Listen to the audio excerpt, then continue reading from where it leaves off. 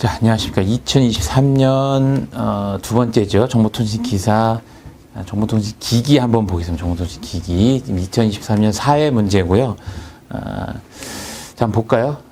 다음 중 AM 방송에서 응용하는 다중화 방식으로 옳은 것을 물어봤습니다. 그래서 AM 방송에서 응용하는 다중화 방식으로 옳은 것은 지금 FDM, 그죠? 주파수 분할 다중화라고 봐야겠죠. 그래서 좀 뉘앙스가 좀 애매하기는 한데 우리가 FM 방송과 AM 방송을 봤을 때 어쨌든 둘 다 FDM을 기준으로 이게 뭐 그런 개념이죠. 주파수를 그죠? F1, F2, F3. 그래서 이거는 채널 예를 들면 채널 1, 채널 2, 채널 3 이런 식으로 다중화를 하는 개념이기 때문에 시분할, 위상분할, 코드 분할하고는 전혀 다른 방식이죠. 그래서 답은 자 1번을 선택하시면 되겠네요. 자 2번 볼까요? 다음 중 광대역 다중화기의 설명으로 적합하지 않은 것. 광대역 다중화기라는 것은 다중화기인데 광대역, 대역폭이 조금 넓은, 다양하게 접할 수 있는 그런 다중화기를 얘기하는 거죠. 그래서 광대역 회로를 위해 설계된 시분할 다중화기로 문자 삽입식 시분할 요게 틀렸네요. 그죠?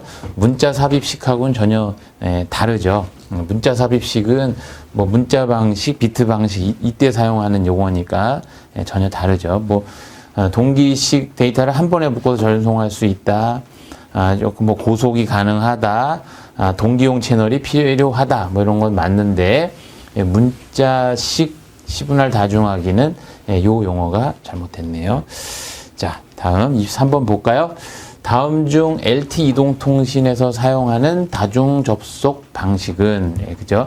우리가 CDMA 방식, 그러니까 2G 같은 경우는 CDMA 다중화 방식을 사용했다면 4G에 해당하는 LTE 방식은 OFDMA 방식을 사용했었죠. 우리가 1과목에서도 PAPR에 대해서 얘기를 했었지만 OFDMA라고 하는 건 서로 A 주파수 1과 주파수 2를 서로 직교하게 만들어주는 거죠. 서로 직교하게 만들어서 캐리어를 서로 겹칠 수 있게, 겹쳐도 신호를 완벽하게 분리할 수 있게 만들어주는 다중화 방식이 OFDM, 거기에 채널 액세스를 하면 OFDMA가 되는 거니까 답은 1번이 되겠네요. 1번.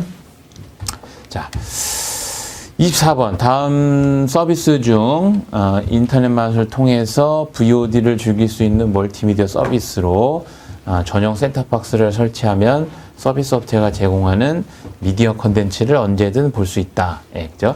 초고속 인터넷망을 이용을 했다고 했으니까 요 IPTV가 되겠네요. IPTV. 케이블 TV는 초고속 인터넷망보다는 이거는 그죠? 만약에 케이블망을 이용을 했다. 아니면 케이블과 광 케이블을 혼합한 HFC망을 이용을 했다 이러면 케이블 TV도 맞는 표현일 거고요. 스마트 TV라고 하는 것은 TV에다가 OS, 그러니까 운영 체제가 올라간 TV를 우리가 스마트 TV라고 합니다. 그래서 IPTV는 여기서 답은 IPTV를 고르시는 게 맞죠. 만약에 셋탑박스 없이 초고속 인터넷망을 통해서 컨텐츠를 즐기는 건 뭐죠? OTT죠, OTT. 자, 25번 볼까요? 가상세계와 현실 세계에 대한 인터페이스 규격을 정의한 표준. 인터페이스를 정의한 표준은 MPEG-V입니다. MPEG-V. 이런 거는 조금 암기를 좀 하시면 좋겠어요. 우리가 MPEG이라고 하는 이 단체는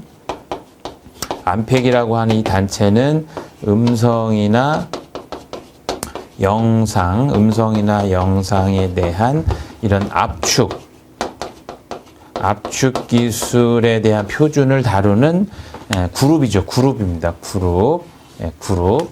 그래서 이 엠팩은 이거 외에도 뭐 엠팩2, 엠팩4, 엠팩H 굉장히 많은데 가상 세계와 현실 세계를 다룬 인터페이스는 여기 엠팩V입니다. 엠팩V. 자, 이런 건 조금 암기를 좀 하세요. 다음 문제. 다음 중 구내에 설치되는 무인 택배 시스템. 요즘에 그 공동주택 아파트 같은 경우 가면 무인 택배 시스템 많죠. 보유해야 하는 기능으로 적절하지 않은 거. 별도의 등교편 전용화를 통해서 등교편을 수령할 수 있어야 되죠. 그죠? 당연하죠. 모든 보호관 하면은 유사시 탈출할 수 있는 비상 탈출 버튼을 내장해야 된다. 이거는 틀렸네요. 그죠? 네.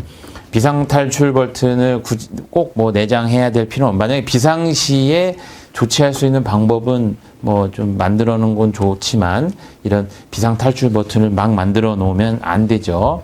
네. 자, 뭐 월패드를 통해서 알림 기능이 있다. 뭐 이런 건 또 맞죠. 24시간 상담할 수 있도록 해야 된다. 예, 다 적정한 표현인데 2번이 잘못됐네요. 그죠? 2번. 자, 27번. 다음 키오스크에 관한 설명. 우리 그 요즘에 매장이나 뭐 이런 데 가면 키오스크 굉장히 많죠. 키오스크에서 뭐 예약을 한다든가 주문을 한다든가 할 때 키오스크를 많이 쓰죠. 터치 패널 등에 설치된 단말기다. 맞죠? 예전에는 정보를 전달하는 입력 장치로 사용했으나 현재는 출력 장치로만 사용한다. 요거는 틀렸네요. 그죠? 이 키오스크에서 입력도 하고 뭐 필요하면 영수증 같은 걸 출력도 하고 하니까 지금은 더 이제 많이 활용을 하는 거죠. 일단 답은 2번이 틀렸네요. 뭐 ATM기 발급기에서 주로 사용한다. 메뉴를 고르고 결제하는 단말기다. 다 맞는 얘기죠. 이런 거는 뭐 꼭 이게 공부를 한다기보다는 우리 일상생활에 많이 있는 거니까. 자, 다음 중 주차 간제 시스템의 구성 요소 중 단지 입출구에 설치되지 않는 걸 물어봤네요. 우리가 이렇게 뭐 집에도 많죠. 이게 주차 부스가 이렇게 있으면 여기가 이제 입차죠. 입차. 그다음에 이렇게 이제 나오는 걸 우리가 출차라고 하죠. 그러면 입차 쪽에는 항상 이렇게 차단 바가 있고요. 요즘에 이렇게 이제 카메라가 이렇게 인식되는 카메라가 있죠. 그다음에 출차에도 이렇게 차단 바가 있고 인식되는 이렇게 카메라가 있고요. 그래서 차가 이렇게 진입을 하면 이 차 번호를 요 카메라가 인식을 해서 하죠. 그래서 요 카메라에 여기에 이제 요 부분에 뭐 발권기도 있을 수도 있고요. 그죠? 발권기도 있을 수도 있고, 그 다음에 뭐라 해야 되나요? 마이크 같은 거 있죠? 마이크. 상담사하고 통화할 수 있는 마이크. 요즘에는 카메라가 달리는 경우도 많죠. 그래서 얼굴을 보면서 상담사하고 얘기를 하는데, 그래서 번호 인식 장치, 차단기, 뭐 발권기 이런 건 있지만 주차 관리 서버는 대부분 이제 통신실이나 이런 관리실 또는 우리가 이제 방제실 이런 쪽에 주로 많이 설치가 돼 있죠. 자, 그래서 답은 4번이 되겠네요. 4번. 자, 29번. 다음 중 전자교환기의 중앙 제어 장치의 보호 방식 중 최소의 서비스 유지를 목표로 하는데 컴퓨터 용량이 45% 정도 부하가 걸리게 하는 거. 그러니까 그 컴퓨터 용량이 너무 많이 되지 않고 45% 이상 넘어가지 않게 하는 거, 그걸 우리가 부하 분담 방식이라고 합니다. 부하를 만약에 이렇게 여러 대가 있으면 최근에는 뭐 이런 로드 밸런싱 같은 거를 해서 다시요. 여기 로드 밸런싱 같은 거를 해서 이 부하를 분산시켜주는 별도의 장비가 있는 반면에 이런 서비스를 위해서 이 부하 분담 방식 같은 경우는 한쪽에 부하가 몰리지 않게 그래서 45% 정도 안에서 운영될 수 있게 해주는 방식을 우리가 부하 분담 방식이라고 합니다. 이런 거는 조금 암기가 좀 필요합니다. 이해보다는 암기를 좀 하시면 좋겠습니다. 자, 30번. 컴퓨터 메모리에 대한 설명으로 틀린 거. 우리가 컴퓨터에는 주로 이제 보조 기억 장치가 있는데, 보조 기억 장치 안에는 이제 램이라는 게 있고, 롬이라는 게 있죠. 램이라는 게 있고, 롬이라는 게 있는데, 이 램은 어쨌든 운영 체제가 뭔가 그 멀티태스킹을 하기 위해서, 동시에 여러 역할을 하기 위해서 이 램에다가 빠르게 저장해서 램에서 동작을 시켜주는 거죠. 그래서 컴퓨터를 끄면 이거는 휘발성입니다. 휘발성. 예. 끄면 이제 램에 있는 건 지워지게 되죠. 기본적인 것들은 뭐 남아있겠지. 기본적으로는 다 지워지는 건데, 여기서 보니까 램은 휘발성을 가지지 않는다라고 했네요. 그러니까 답은 일단 1번이 틀렸죠. 그죠? 휘발성을 가지지 않는다고 했으니까. 근데 어쨌든 램은 리드 억세스니까 읽었다 썼다 뭐 이렇게 할 수가 있는 거고, 근데 롬 같은 경우는 리드 온리이기 때문에 이거는 읽고 쓰기가 안 되는데, 그래서 읽고 쓰기가 가능한 뭐 EPROM이라든가 EEPROM이라든가 읽기 쓰기가 가능한 이제 요런 롬 장비들이 요즘에 있죠. 자, 그래서 답은 일단 1번이 틀렸습니다. 1번. 그렇죠? 프레시 메모리 칩을 지우고 다시 프로그램을 할 수 있다. 시모스 칩은 전원이 나가더라도 내용을 잃어버리지 않는다. 이제 롬 같은 경우죠. 롬은 특별한 점론상 지울 수 없다. 그죠? 지울 수 없다잖아요. 롬은. 근데 이거를 지웠다가 다시 쓸 수 있는 롬을 EPROM, EEPROM이라고 하는 별도의 롬이 또 있죠. 자, 31번 볼까요? 모뎀 수신기의 구성 요소 중 다음의 경우 진폭 변화와 영향을 줄이기 위해 적절한 신호 크기 레벨로 유지할 수 있도록 하는 구성 요소로 옳은 것은, 그죠? 이제 우리가 이제 모뎀이라고 있는데, 모뎀에 뭔가 신호가, 입력 신호가 이렇게 들어오겠죠. 근데 이런 입력 신호가 항상 이렇게 균일하게 들어오는 게 아니고, 입력 신호 자체가 이렇게 커졌다, 작았다, 이 레벨이 이렇게 출렸다, 작았다 할 수 있겠죠. 그러면 모뎀에서 수신기는, 그죠? 모뎀에서 그냥 들어오는 게 아니고, 여기에 만약에 이렇게 올렸다가 내렸다가 좀 키웠다가 내렸다가 키웠다가 이걸 우리가 AGC라고 합니다. AGC. 그래서 이런 신호가 들어오면 AGC를 거치면, 예를 들면 얘는 올리고 얘도 올리고 얘는 내리고 얘도 올리고 내리고 올리고 내리고 해서 어느 정도 약간 플랫하게 만들어주는 이런 장비를 우리가 AGC, 자동 이득 조절기라고 얘기합니다. 자동 이득 조절기. 그래서 이런 것들은 이제 수신기 쪽에 꼭 필요한 거죠. 자, 4번이 되겠네요. 자, 실제로 데이터를 전송해야 하는 단말에게만 시간폭을 할당해서 소프트웨어적으로 시간폭 배정이 가능한 지능형 다중화기. 지능형 다중화기. 여기서 키워드는 전송해야 하는 단말에게만 시간폭을 이제 할당한다. 그러니까 이제 그 TDM 방식, TDM 방식에는 이제 두 가지가 있었다 그랬죠. 그래서 동기식 TDM 방식이 있고요. 그래서 요거를 Synchronous TDM이라는 게 있고, 그냥 일반 비동기식 TDM 방식이 있는데, 이 TDM 방식은 시간을 모든 사용자한테 A, B, C, D 이렇게 균일하게 할당해주는 반면, 여기 동기식 TDM 같은 경우는 보내고자 하는 이쪽 시간이 되겠죠. 만약에 A하고 B만 데이터를 보내고 CD는 보낼 데이터가 없다면 AB 할당하고 또 AB 할당하고 이런 식으로 하는 걸 우리가 동기식 TDM 아니면 지능형 다중화기 이렇게 얘기한다고 했었죠. 그래서 답은 3번이 되겠네요. 이제 3번. 그래서 이렇게 할당하는 것이 훨씬 더 어쨌든 뭐 효율적으로 운영할 수가 있으니까 좋은 개념이죠. 자, 33번 볼까요? PON 폰 네트워크에서 ONU에 관한 설명으로 틀린 것은, 그래서 우리가 폰 네트워크는 OLT라고 하는 이제 국사의 장비가 있고, 여기에 이제 중간에 스플리터라고 하는 광 분배기가 있는 거. 여기도 이제 광이 있고요. 그래서 광 분배기가 이렇게 있어서 광 신호가 여기 ONU 이렇게 옵티컬 네트워크 유닛을 통해서 이쪽 이제 이렇게 댕 내로 인입되는 이런 개념이 우리가 폰이라고 했었죠. 폰. 그래서 이 스플리터가 패시브 형태이기 때문에 폰이고, 이 스플리터가 만약에 이런 L2 스위치다, 이런 전원이 공급되는 L2 스위치다, 그러면 이건 우리가 AON이다 이렇게 얘기했었죠. 지금은 이제 폰에 대해서 물어보니까 한번 볼까요?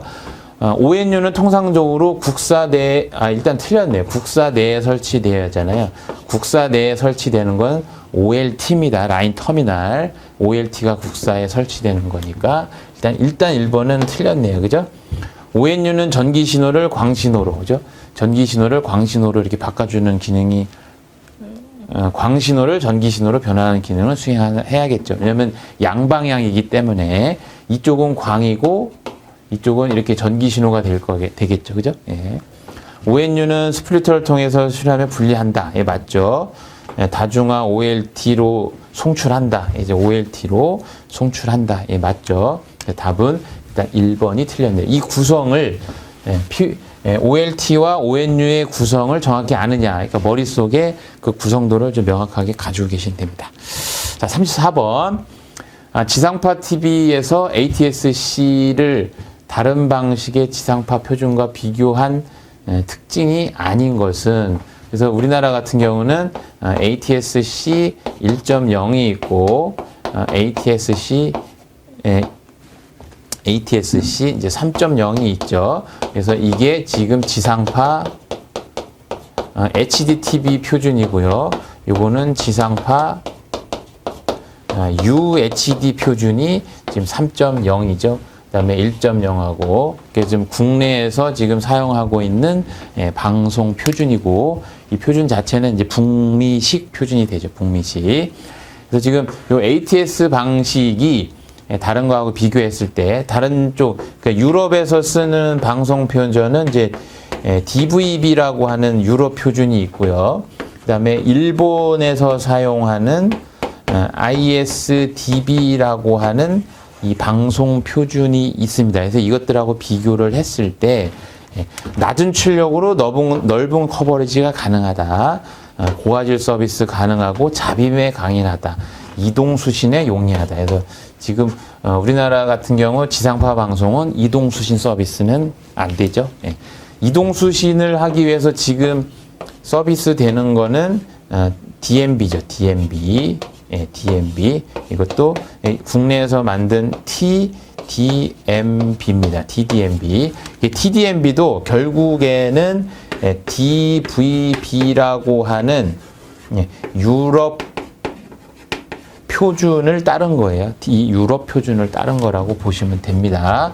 그래서 ATSC는 이동성 수신하고는 관련이 없죠. 자, 그래서 답은 4번을 선택하시면 되겠네요. 자, 5번.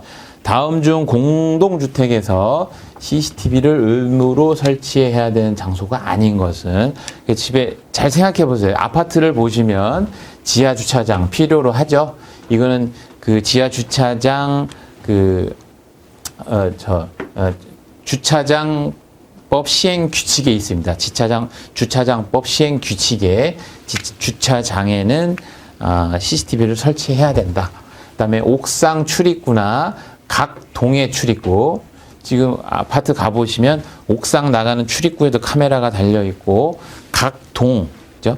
엘리베이터 앞에 1층 앞에 엘리베이터가 이렇게 카메라가 달려 있습니다. 이런 거는 이제 국내에 지금 사용하고 있는 이런 건축법이나 이런 공동주택 설치에 대한 이제 기술 기준이 있습니다. 이런 거에 따라서 여기는 의무적으로 해야 됩니다. 근데 피난층 계단실이라는 것은 우리가 고층 건물 같은 경우요. 고층 건물 같은 경우 이렇게 꼭 뭐가 필요하냐면 피난층이라는 게 필요합니다. 피난층. 우리가 이제 고층 건물이라고 하면 고층은 이제 30층 이상을 우리가 고층 건물이라고 합니다. 높이로는 120m 이상. 한번 더 볼까요? 초고층 같은 경우는 이제 50층 이상, 높이로는 200m 이상을 우리가 고층 또는 초고층이라고 하는데, 우리가 소방법에 의해서 이런 높은 데는 중간에 피난층이나 누군가 이제 이 1층까지 갈 수가 없기 때문에 이렇게 피난할 수 있는 별도의 피난층을 의무적으로 만들어야 됩니다. 근데 이거는 소방법에서 화재 안전을 위해서 필요한 층인 거지, 뭐 여기에 피난층에다가 카메라를 달아라 이런 의무는 없습니다. 자, 그러니까 답은 3번이 되겠죠.